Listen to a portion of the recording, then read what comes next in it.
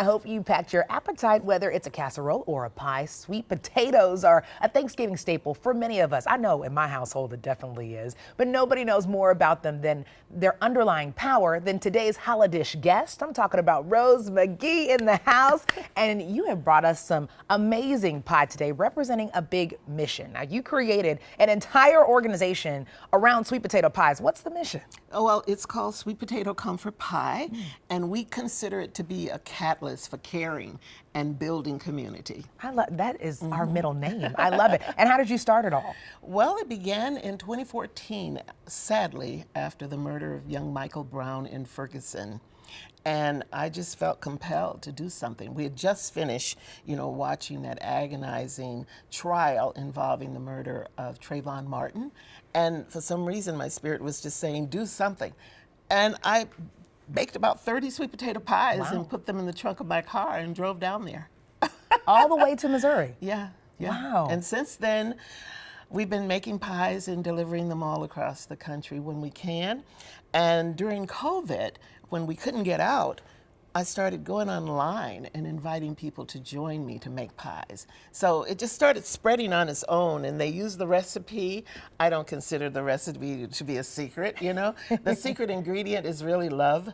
So when you taste it, make sure it's tasting the way you want it to taste and put it out there. But people went online and they were making those pies, and the recipe makes 2. Okay. So give one to somebody out there that you care about, that you want to show some love to. You were talking about that earlier. Yes. In my family, if you get a sweet potato pie, that means that we really love you. So let's get into how we make this, because so many people are a little stingy with their sweet potato pie recipes. So we thank you for being able to share with us. What do we start with? Well, first we got to start with some really good-looking potatoes. Ooh. And aren't these pretty? Those are very pretty. I like the color. Yep, the color is good, which means the flavor is going to be good, and they're rich in that kind of thing. And we know that sweet potatoes are healthy for us, right? Yes. So we're starting with a good, fresh, healthy ingredient. People will say, well, what about canned potatoes? Well, you can if you want to. Right.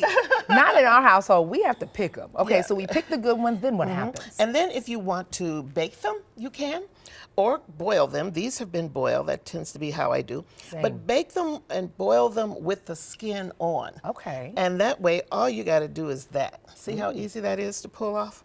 This is the fun part. Rather than all of that peeling that you would be doing. This was my job in my grandma's kitchen. She like, look, you know what to do. You see the boiled potato, do it. Peel it. And then make sure you get those little dark things off. They're little prickly eyelets, that they're called. You want to get those off, make sure. And then you put them in your mixer.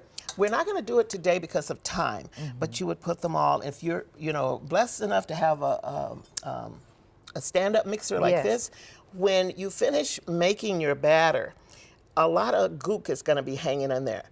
Do not shake that in there. No. Some people think that they're supposed to because, if you're making cookies or cake or something, you use it all. can do that. Yes. But with this, it's collected the strings. So if you were to put that in your baking thing, when you bite into your pie, guess what you're going to bite into? A nice blob of something. So that's one thing that's really good. Okay. So we have follow about the recipe. 30 more seconds. Oh, follow the recipe, put this in 30 seconds. I know, we've been having so much fun. So the sugar, the white sugar, the brown sugar, the mixed spices, cinnamon, nutmeg, ginger. And you gotta have pure vanilla, pure lemon, and these eggs, make sure you've got some good eggs, and condensed milk. Ooh. Now this is the real rich one, right? But if you're lactose intolerant, then you substitute those things with dairy-free products. Yes. Yep, and gluten-free. And that's what it looks like when it's made, and you're gonna pour it into there. This is a big job right here, and Yes, you're even it gonna help me is. make this pretty as well. Yep, just pour, pour, pour. There we go. You can just dump it on in there. My good friend Ben really likes good food, and I'm telling him that we're gonna do some really fun things with this. Now, of course, you're gonna learn more from Rose at sweetpotatocomfortpie.org. Also, we'll have the recipe on our website at KARE11.com/noon.